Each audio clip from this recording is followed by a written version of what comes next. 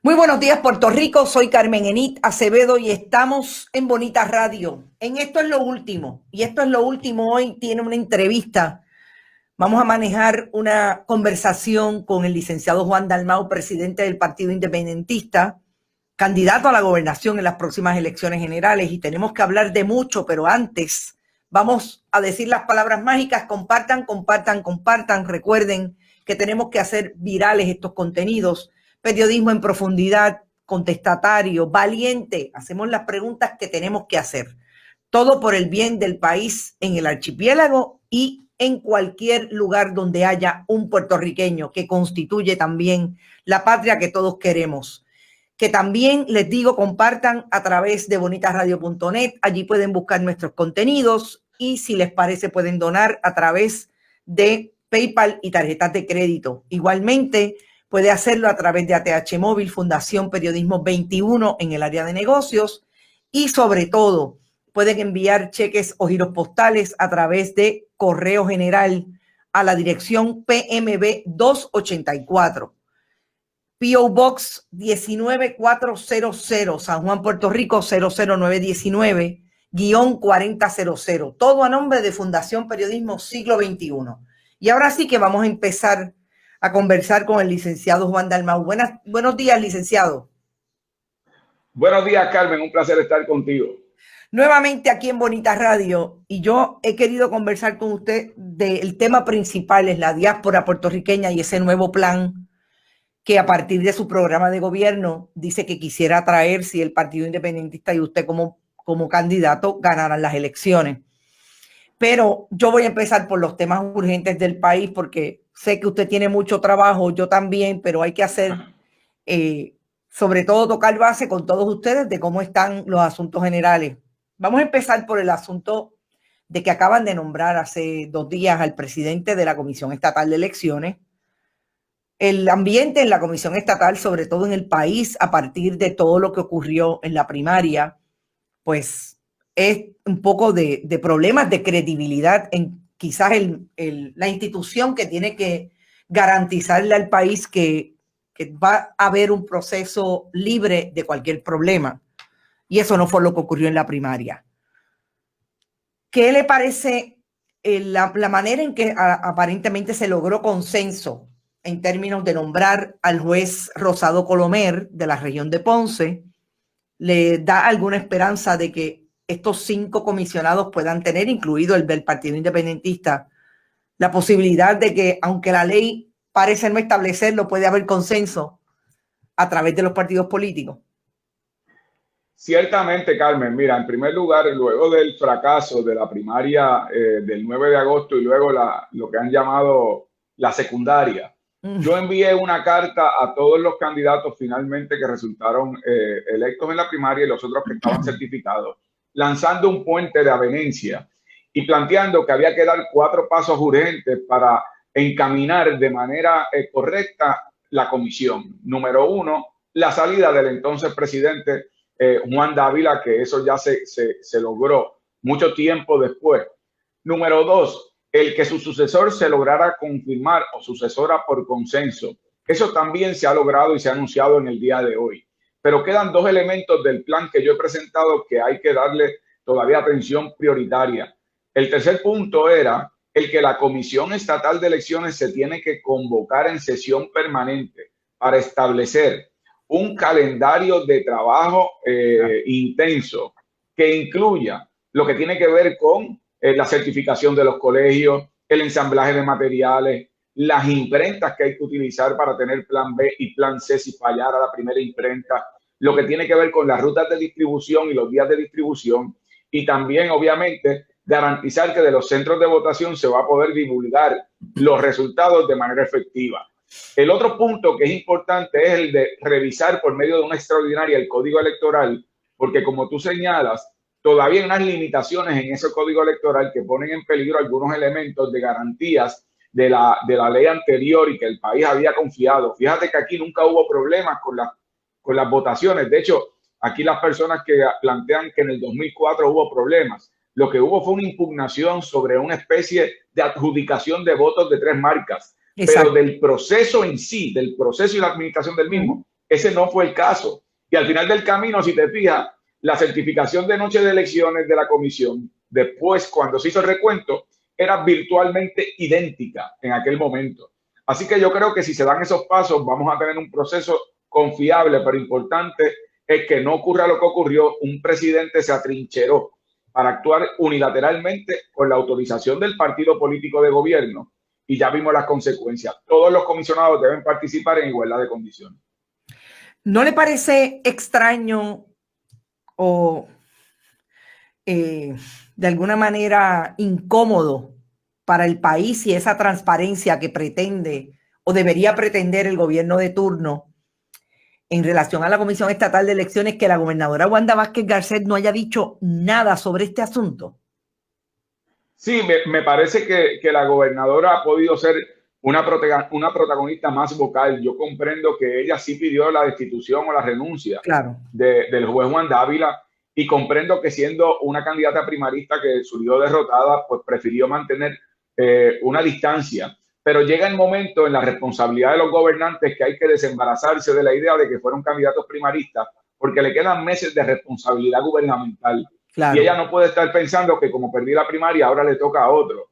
Si bien es cierto, aquí el presidente de la comisión y la presidenta alterna que se han designado ha sido por medio de un consenso político, creo yo, como yo había dicho, del más alto nivel, y con el consenso de los comisionados. No es menos cierto que eso se le tiene que imprimir una legitimidad legal en donde la gobernadora como primera mandataria debe expresarse y por lo menos dar las garantías, porque ella va a estar gobernando durante este proceso. Exacto. A eso es lo que me refiero, que realmente ha sido ausente, a pesar de que muy temprano en la controversia, o quizás fue tarde, porque le duró como 3 o 4 días decir que tenía que renunciar el presidente entonces, pero ahora bastante silente. Vamos a ver cómo siguen esos desarrollos. Pero es importante, Carmen, solamente para añadirte un dato sobre ese tema. Sí. La gobernadora, siendo todavía gobernadora y primera mandataria, sigue siendo la directora de la rama ejecutiva y por lo tanto, exacto, la Comisión Estatal de Elecciones es un ente autónomo con un criterio particular, lo que llaman una identidad sui generis, una identidad, exacto, propia, no deja de ser parte del Ejecutivo y va a necesitar de asistencia del Ejecutivo. Ella va a tener que involucrarse en el proceso. Exacto. Tienes razón. Bueno, y yo quiero vamos a ir finalmente a otro tema que nos relaciona con el diario de lo que está pasando en la campaña. Estamos a 55 días plazo de las elecciones generales si no se cambia el calendario, que aparentemente lo que están pensando los comisionados es que no pase. Pero quiero ir al tema fundamental que nos trae a esta entrevista, y es una proyección que ustedes tuvieron a través de los canales de las herramientas virtuales sobre un grupo denominado la diáspora con Juan Dalmau, básicamente personas de Nueva York. Y usted trae ahí un planteamiento de lo que debería ser un vínculo con la diáspora desde el punto de vista del plan de gobierno del PIB. Nosotros acá tuvimos una buena entrevista con una líder, una activista de la comunidad puertorriqueña que incluso ha sido concejal en la ciudad de Nueva York, Margarita López, y discutimos lo que a nosotros como medio de comunicación privilegiamos con relación a la diáspora puertorriqueña. Siempre planteamos que la diáspora se atiende en Puerto Rico solamente desde el punto de vista en que nos hace falta un contacto cuando pasa un huracán, cuando hay una crisis. Hace muchos años Puerto Rico tuvo una oficina en Nueva York que fue un proyecto del Partido Popular, y eso vino quizás a eliminarse cuando muy activamente el gobierno de Pedro Rosselló González, estadista, lo quiso eliminar por razones obvias.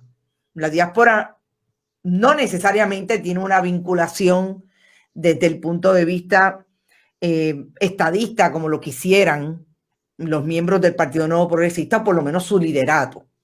El asunto de la identidad puertorriqueña parecería que afincarla, o es una realidad, afincarla para los estadistas es un problema. Así que esa oficina quedó en nada. Usted habla de la vinculación fundamental y cito, para mí es fundamental y es de importancia una obligación el tener este tipo de contacto con compatriotas, ya sean ellos o sus padres, tuvieron la necesidad de emigrar y abandonar el país porque no encontraron oportunidades ni herramientas que le permitieran permanecer aquí en su patria. ¿Qué es específicamente lo que ustedes plantean o lo que usted plantea como ese vínculo que debe establecerse ya de una manera estructurada, como quizás lo que fue la oficina de Puerto Rico en Nueva York? Pues mira, Carmen, yo te agradezco que traigas el tema porque pocas personas lo discuten a fondo. Yo creo que nosotros tenemos una gran familia que, separada territorialmente, se ha separado también en términos de los vínculos de estrechez gubernamental hacia los servicios mutuos que hacen falta. Eso lo que significa es que, como señalaste, cuando hay una necesidad siempre levantamos nuestros brazos hacia la diáspora, pero no somos igualmente generosos cuando la diáspora necesita. Y aquí, en primer lugar, hay que partir de la premisa de que no se puede actuar con prejuicio ni perjuicio contra aquellos que se tuvieron que ir de Puerto Rico. Muchos lo hicieron o por necesidad o porque simplemente buscaban una vida distinta o porque su vida los llevó a otros senderos, pero no por eso son menos puertorriqueños. Y hay que porque fueron perseguidos. Porque fueron perseguidos, porque fueron marginados, ciertamente.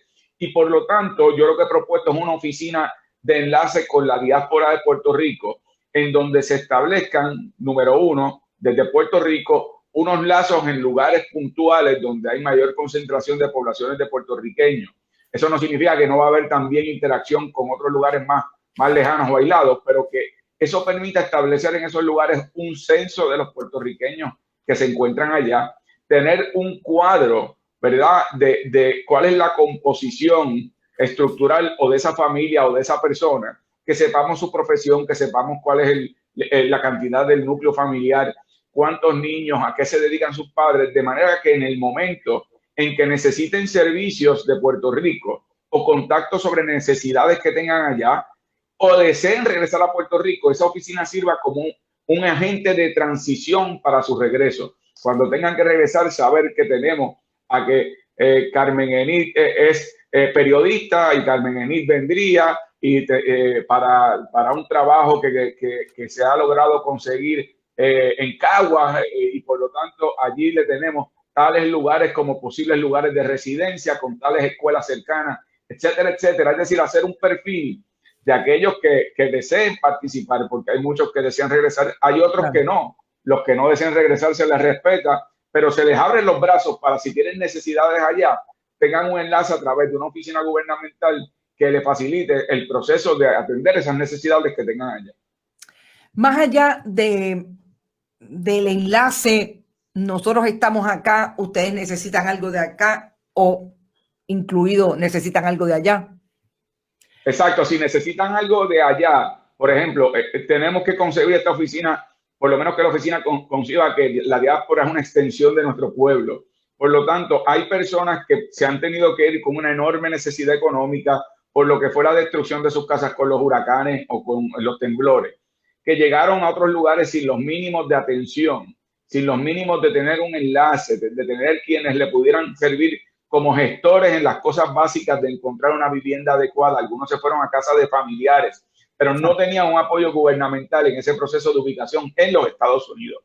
Igualmente, el que quiera regresar para conseguir empleo, para conseguir vivienda y otros elementos educativos que puedan entonces también contar con esa oficina de enlace para establecer, sería como una especie de puente bilateral en donde de ambas partes podamos retroalimentarnos. Usted habla de ese enlace. Yo le pregunto si más allá de esos enlaces, que como usted dice son bilaterales, se da también un reconocimiento del poder político que tiene la diáspora puertorriqueña que Puerto Rico no tiene. Y yo lo miro en nuestra tesis desde el punto de vista, por ejemplo, de cara a las elecciones de este año, Puerto Rico tiene unas preguntas, o los electores, unas preguntas fundamentales con relación a lo que piensan sus candidatos con relación a la Junta. El poder político de los puertorriqueños con relación a la Junta no reside en los que votamos en Puerto Rico. Reside posiblemente en los que incluso participaron del proyecto de diseñar una ley, y se dio alrededor de muchas organizaciones de puertorriqueños allí, para que precisamente terminara en la ley promesa, aunque algunos estén de acuerdo con lo que finalmente se dio y otros no. Pero eso es un ejemplo del poder político que puede tener la diáspora. Ustedes están pensando igualmente en eso, en esa capacidad de diálogo que nosotros debemos tener con aquellos que deciden el futuro de sus county, como diríamos en country, de los lugares donde residen, se llamen estados, ciudades tal. O sea, todo eso está ocurriendo en un país donde los puertorriqueños tienen presencia electoral. Sí, ciertamente, Carmen, como yo vislumbro la oficina en estos momentos, es más bien como una oficina de servicio, de apoyo, de ubicación, transición, de apoyo económico, de apoyo académico. En estos momentos no se vislumbra como un brazo político para que no se interprete, como tú sabes, uno de los problemas que existió, lo mencionaste con el doctor Rosselló.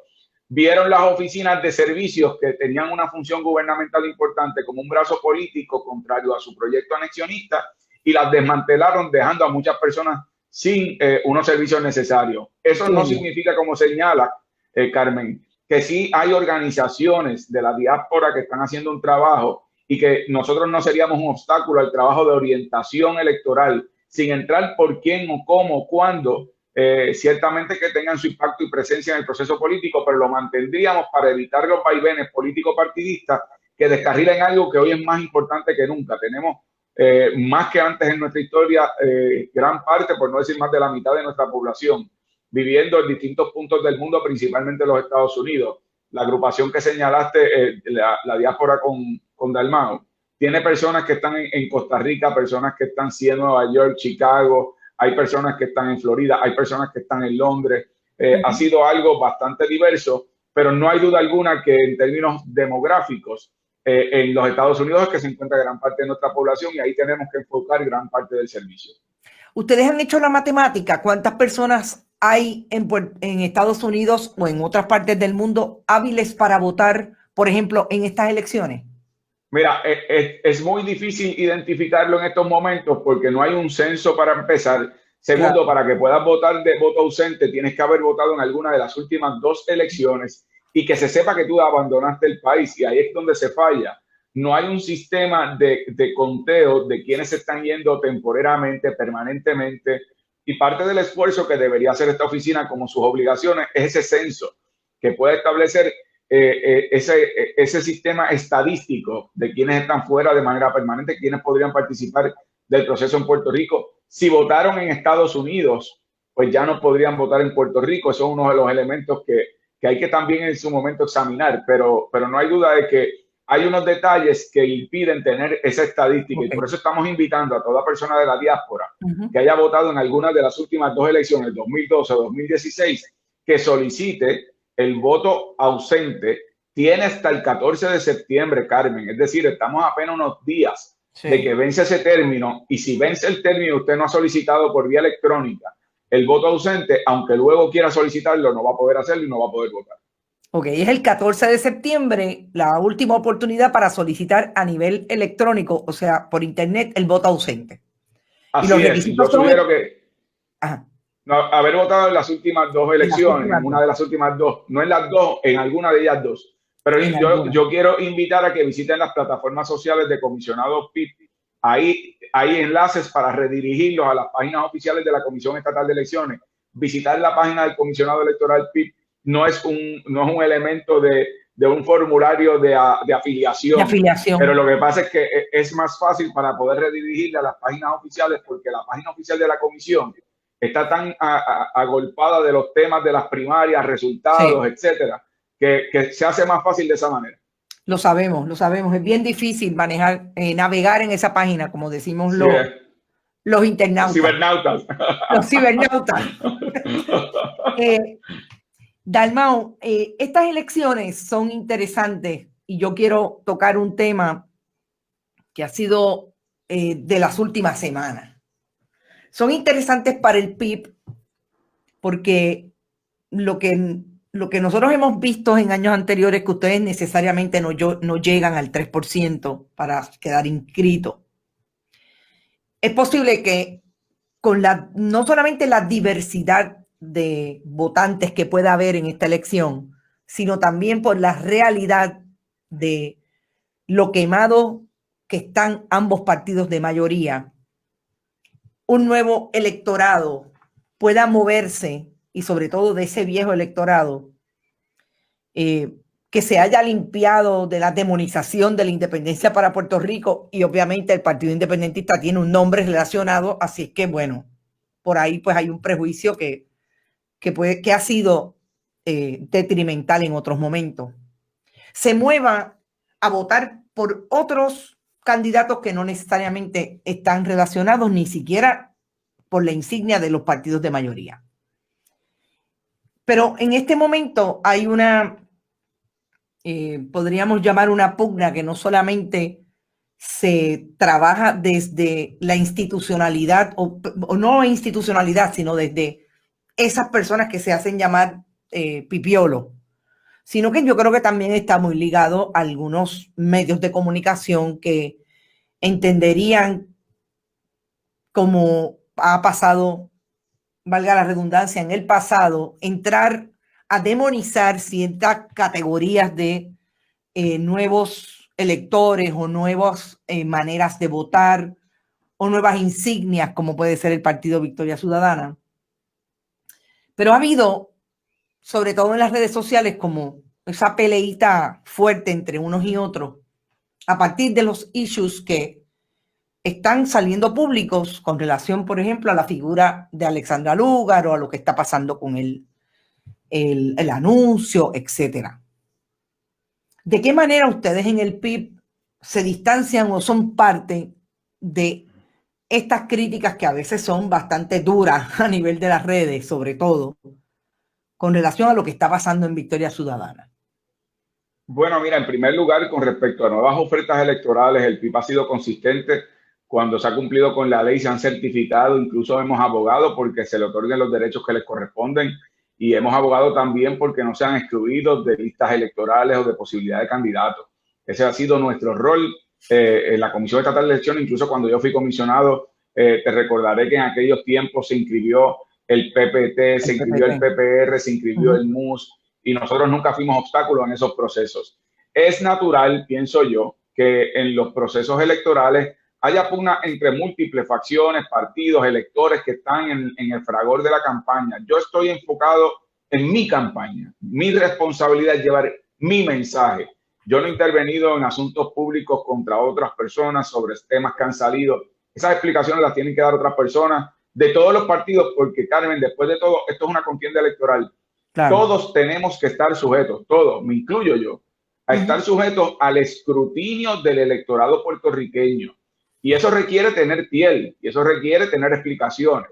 Y por lo tanto, yo me siento, Carmen, que en mi caso, yo he insistido en mi proyecto de Patria Nueva como un proyecto, porque derrotar el bipartidismo es un fin importante y loable, pero es insuficiente si no está acompañado con un proyecto de país que redirija a Puerto Rico hacia el nuevo Puerto Rico que queremos, hacia una patria nueva. Y por lo tanto, yo he insistido en que hay que derrotar el bipartidismo, pero hay que tener un mapa de ruta. En el verano del 19, derrotamos a un gobernador en funciones, logramos sacarlo como pueblo, y luego, ¿qué ocurrió? No teníamos ese mapa de ruta y terminó Wanda Vázquez como gobernadora, y la desmovilización ocurrió luego con respecto a los reclamos justos que había en el país.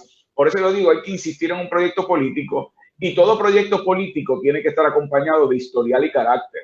Y en ese escrutinio, como te insisto, debemos estar todos dispuestos a que se nos señale, se nos pregunte, se nos cuestione.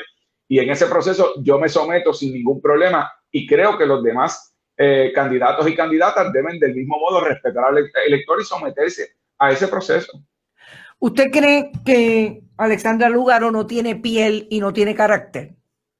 Yo no diría eso, solo tiene que jugar el elector. Yo hablo de mi historial y de mi carácter. Cuando ha habido momentos en donde al PIB se le ha escrutado en todas sus finanzas, en todas sus campañas, no ha tenido un solo señalamiento, ni multas, ni referidos a justicia, ni señalamientos del Contralor Electoral.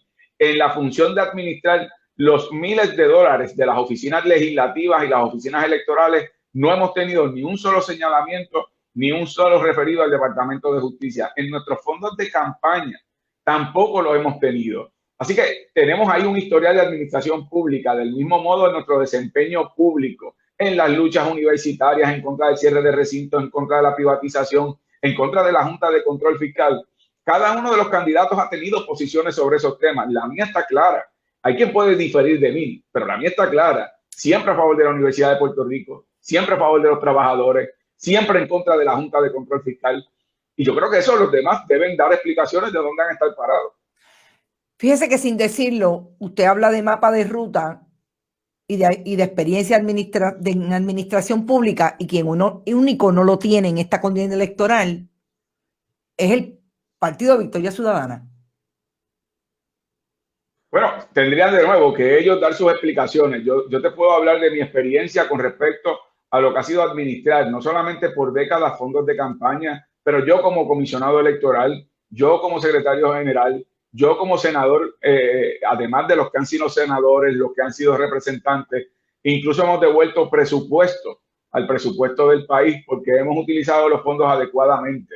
Nosotros, por ejemplo, luego de que se eliminó hace años el fondo electoral, fuimos el único partido que mantuvimos nuestra sede central con nuestras cuentas claras sin ningún señalamiento. El PNP tuvo que cerrar su sede central y el Partido Popular estaba un mes que le cortaban la luz y un mes que le cortaban el agua. Y entonces decían que era el PIB el que vivía del fondo electoral y resultó ser lo contrario. Por eso yo digo, cada cual tiene su historial, cada cual tiene su carácter. El caso de, como señalaste, de otros movimientos que dicen ser movimientos nuevos, porque hay varios, pues tienen que también demostrar dónde es que está su historial y su mapa de ruta. Eso sin hablar de Proyecto Dignidad, que tiene también su historial con respecto a exclusión, con respecto a unas visiones que yo no comparto, que en los debates estoy seguro que surgirá, claro. y al promotor de ese proyecto no le puede estar malo que sea parte de la impugnación en un debate. Después de todo, se trata de un choque de ideas. Por eso es que yo digo lo de la piel finita, porque noto personas que cuando se le hace un señalamiento en lugar de una explicación, lo que hacen es impugnar al que le hace el cuestionamiento, que es el rol de la prensa, que es el rol del electorado. Y entonces, si uno les cuestiona, uno es un enemigo a muerte. Ese no debe ser el proceso político. Yo me expongo y lo hago porque es parte de mi responsabilidad a esos cuestionamientos. Y he tenido que contestar cosas que en ocasiones resultan incómodas, pero no por eso menos necesarias de ser respondidas.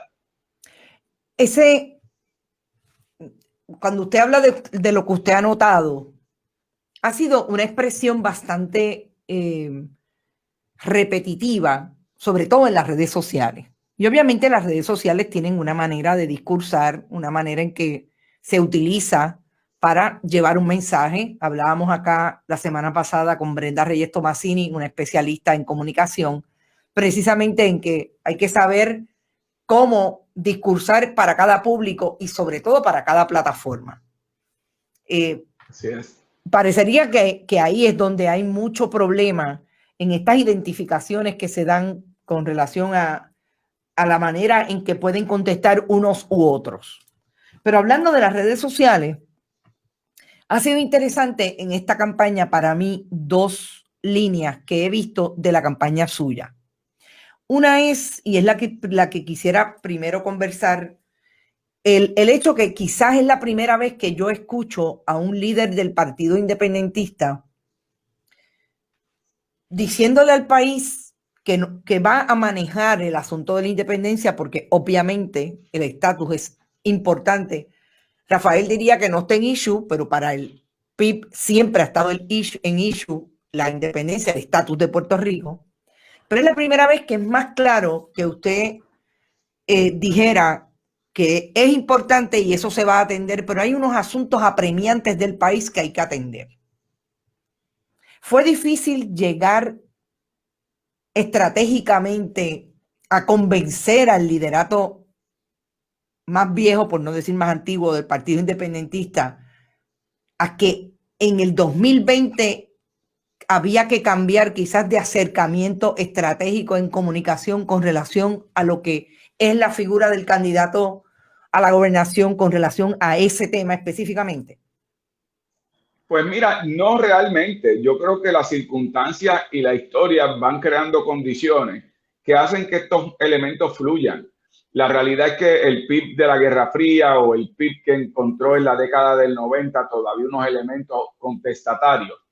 No es el PIB de una década del 2000 en donde ya se había desenmascarado todo el tema del militarismo, del mantengo corporativo extranjero, de incluso de que los propios informes de Casa Blanca habían determinado que Puerto Rico es una posesión territorial sujeta a los poderes plenarios del Congreso. Eso nos lleva a la década del 2010 al 2020, donde se aprueba Sánchez Valle en el Tribunal Supremo Federal, se aprueba la ley promesa y nos imponen una fórmula nueva de gobierno, que es la Junta de Control Fiscal como un ente penalizante, y un gobierno estadounidense diciendo con todas sus letras y todas sus palabras que Puerto Rico es una colonia y que la estadidad no es una opción viable. Eso ha permitido que se den unas condiciones donde uno pueda decirle al país ya, de un espacio distinto, pues ¿sabes qué? Yo tengo un compromiso con la descolonización. En mi programa de gobierno está un proceso mediante el cual se va a atender de manera urgente el problema antidemocrático que sufre el país, el problema territorial y colonial. Y al mismo tiempo en ese proceso yo defenderé la independencia, pero eso no es lo que está en la papeleta el día de las elecciones. Ese día se va a escoger quién va a ser el que dirigirá los destinos de Puerto Rico para atender problemas urgentes como el programa de educación especial, como el problema ambiental, como el problema de la Universidad de Puerto Rico, el problema de la violencia de género en el país, la falta de herramientas para una competitividad económica para el pequeño y mediano comerciante de aquí versus las empresas extranjeras. Hay una serie de cosas que podemos atender de manera inmediata, entre otras que están en el programa de gobierno, y creo que fluyó de acuerdo a lo que son las corrientes de la historia y ha tenido una acogida en todos los niveles del partido, porque al mismo tiempo eso no es renunciar jamás a lo que uno piensa. Al contrario, aquí el PNP ha ganado, de los últimos 32 años, 16 ha gobernado el PNP. Y de esos 32 años, 16 ha gobernado el Partido Popular. ¿Y dónde está la estadidad? ¿Y dónde está el Estado Libre Asociado en distintas modalidades? Claro. La realidad es que eso tendrá su momento y tendrá su camino procesal, pero este 3 de noviembre es importante darle un giro al timón hacia donde se ha dirigido Puerto Rico en términos administrativos, en términos sociales, económicos y políticos. Y a ese proceso es que yo me estoy ofreciendo. Pero usted está de acuerdo conmigo en que es un cambio en la estrategia del PIB. Bueno, que cada estrategia en cada momento funciona como es, pero hace mucho tiempo, desde la década del 80, se había planteado aquel tema de las dos vías. En otros momentos se ha hecho más énfasis en el tema de lo que es el estatus de acuerdo al momento histórico. Cada momento, ¿verdad?, en términos del ciclo electoral tiene su propia identidad. Y a mí me preguntan, oye, pero ¿qué te distingue a ti del 2012 a ahora? Bueno, además de mucha más experiencia y de mucho más conocimiento y de venir del trabajo senatorial, pero es que también son condiciones políticas distintas. Puerto Rico ya está en su año número 14 de depresión económica, una junta de control fiscal, la ley promesa, lo que son medidas penalizantes, la ausencia de respuesta de parte del gobierno federal y estatal con respecto a María, a lo que fueron los temblores, ahora la pandemia. Son condiciones completamente distintas y además sumándole a ese hecho que tú señalas, con una nueva generación mucho más consciente y despierta, dispuesta, como pasó en el 19, a ocupar unos espacios y en el proceso inspirar a otras generaciones mayores que no se habían involucrado.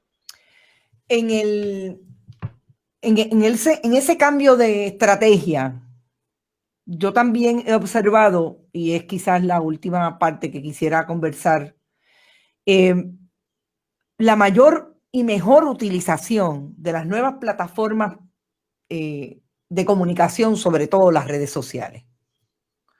Pero ha sido interesante que hasta cierto punto, que es diferente a lo que pasaba en los 90, cuando, por ejemplo, un Pedro Rosselló González hizo campaña en el 1991 y empezó a moverse como el candidato a la gobernación en principios de los finales de los 80, principios de los 90, a la elección del 92. La utilización de la imagen personal y la imagen física de un candidato. Usted lo ha hecho de diferentes maneras. Usted lo ha hecho de una manera solapada, más bien utilizando lo que se sabe que se puede utilizar en una campaña, utilizando el físico, etcétera. Pero también coquetea con un referente discursivo bastante nuevo, que son las redes sociales, y la utilización de personajes como, por ejemplo, el de la Caterina Fonalleda Arreizaga. ¿De quién fue la idea de que esto ocurriera así? Porque hay estrategia detrás de esto. Pues mira, yo te voy a decir algo y te lo digo con el corazón en la mano. Fue muy espontáneo.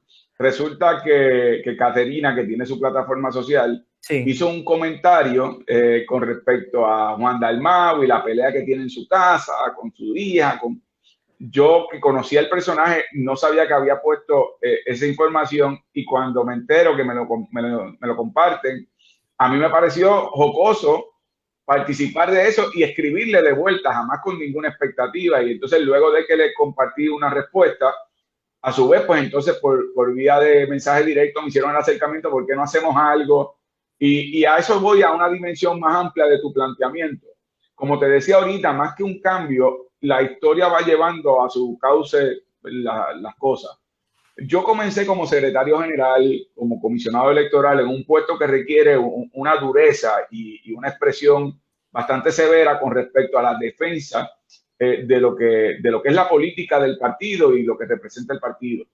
Haber sido candidato ya una vez y ahora haciéndolo por mi tercera vez, porque fui candidato al Senado, yo me he sentido que he podido encontrar mi propia voz, y que no, yo creo que el país espera que uno sea más real con la gente, que no haya intermediarios. Yo no tengo agencia de publicidad, yo manejo mis redes sociales, lo que está ahí es lo que soy yo, con sus luces y sombras, y por eso verás cosas que tienen que ver con mi vida familiar, claro, guardando unas cosas más privadas, claro. Verás cosas que tienen que ver con los deportes que me gustan, verás cosas que tienen que ver con el aspecto más político, más de posiciones sobre temas, pero eso es lo que soy yo en todas mis dimensiones. Yo creo que antes había esta idea de que tú tenías que lucir como muy severo o simplemente dejar que una agencia de publicidad dijera lo que la gente quiere creer que tú eres cuando no eres. Y si algo demostró lo que pasó en el verano del 19, y no quiero abusar de la comparación, pero es que es muy reciente, es que tuvimos un gobernador que se le presentó al país como un científico, un profesor, como una persona conocedora que traía todos los planes de los planes, que era nuevecito de paquete, y resultó ser que no tenía ni planes, ni tenía ejecución, ni tuvo tampoco los instrumentos para manejar a Puerto Rico en el momento más severo, pero nos presentó una pantalla publicitaria de otra manera. Yo soy yo y me estoy disfrutando esta campaña precisamente porque he podido ser yo en todas mis dimensiones. Cuando hay que debatir sobre temas del Producto Bruto Interno como del Producto Nacional Bruto, podemos ir y discutimos eso, como también los problemas de la comunidad sorda, como puede ser el tema de educación en el país, como también podemos discutir sobre música y si me gusta el rock, o podemos discutir sobre deporte. Yo tengo esa dimensión sobre mí y la presento al país tal cual es, sin ningún intermediario. O sea que usted se convenció que esa era la manera en que debía acercarse y debía establecer el perfil de Juan Dalmau candidato a la gobernación. Pero, así es, yo quiero ser tan real como soy, así fui en el pasado, pero en esta etapa de mi vida me siento mucho más cómodo con esa voz que he encontrado. Pero ¿y el coqueteo? El mollero, el tatuaje, el tirarse del paracaídas. O sea, son actividades que una que ha estado en la comunicación, incluso también en la comunicación política, una puede ver ese planteamiento, y yo estaría muy de acuerdo en que los candidatos y las candidatas deben ser tan reales como la gente de carne y hueso de a pie, que no tiene una oficina de gobernación ni tiene una oficina de presidente de partido. Pero hay un coqueteo ahí para manejar lo que puede ser la seducción exclusivamente de la comunicación, que maneja el cuerpo, que maneja las actividades, y eso es bien diferente a las campañas anteriores del PIB. Eso también es suyo, también se convenció de que, ¿por qué no? Voy a dejarlo por ahí. No, fíjate, no he pensado de esa manera. De hecho, cuando decidí lanzarme en paracaídas fue básicamente algo que pensé que siempre he estado posponiendo. Y en ese momento, iniciándose una campaña, pensé qué momento tan propicio para un país que se encuentra azotado, yo alzar la bandera de Puerto Rico desde un evento que comunica que puedes lograr lo imposible. Y porque ese siendo un reto que que muy pocas personas hacen, pues Claro. este es el momento y así lo hice. Sobre el tema del boxeo y de darle al saco, son momentos de desahogo, sí, de físicos, de ejercicio, no está diseñado para otra cosa. Igual que cuando voy con el nene a la lucha libre, pero entonces fui con Sofía a ver a Adriana ganar el torneo en Puerto Rico. Comparto esas estampas familiares y personales porque es un contrapeso de lo que la gente está acostumbrada a verme a mí con el rigor de las cámaras, debatiendo de manera apasionada o desde el hemiciclo o haciendo una denuncia. Y entonces parecería ser que uno es un amargado, que no tiene otra dimensión sobre su personalidad, que es una dimensión humana. Claro. Y no digo yo que es por diseño, como te digo, no tengo agencia de publicidad, tal vez como señala, por convencimiento propio.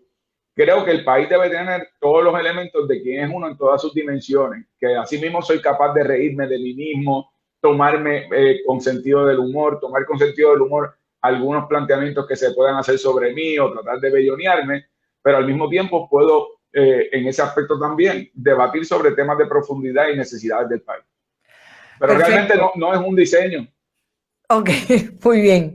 Pues es interesante y es un tema que bien, quizás bien cerca de las elecciones volvemos a tocar, no Claro que necesariamente sí. con usted, nosotros lo traemos acá siempre de manera precisamente desde el análisis, porque yo creo que es importante, sobre todo en tiempos de pandemia, en tiempos de problemas económicos, los partidos tienen problemas económicos para difundir sus mensajes y desarrollar los perfiles de sus candidatos, pero sobre todo en un momento de medios de comunicación tan alternativos y redes sociales que se mueven de una manera totalmente diferente a lo que veíamos antes en las campañas.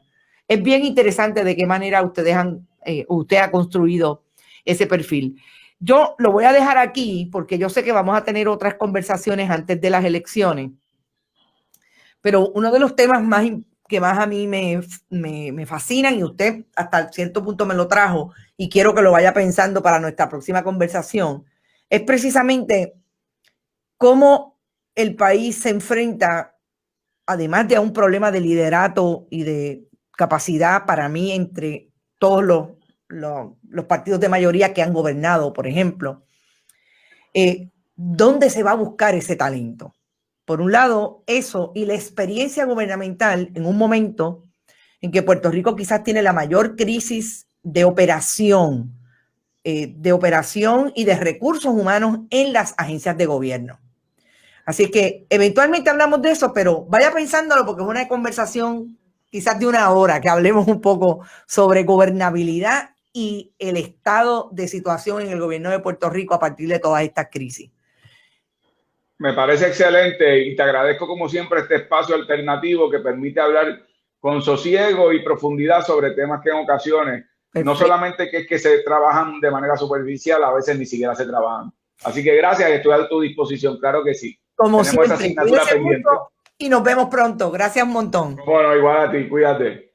Bueno, hablamos con Juan Dalmau, presidente del Partido Independentista. El tema fundamental para mí era la diáspora. Ahí está lo que piensa Juan Dalmau, que deben ser las vinculaciones con el país puertorriqueño desde nuestro convencimiento que se constituye en cualquier parte donde haya un puertorriqueño. Hablamos de otros temas, creo que es súper interesante. Vamos al análisis más tarde en esta semana sobre esta entrevista porque ya no hay tiempo para más. Gracias como siempre por su participación. Los internautas no nos abandonan. Recuerden, compartan. No se olviden que estamos en bonitasradio.net. Allí usted puede donar tarjetas de crédito o PayPal y también puede hacerlo a través de Fundación Periodismo 21 en el área de negocios ATH Móvil. Si envía cheques o giros postales a nombre de Fundación Periodismo Siglo XXI, PMB 284, PO Box 194000, San Juan, Puerto Rico 00919-4000. Éxito. Nos vemos a las 5 de la tarde que habrá más En Qué Palo es Noticia. Hasta luego.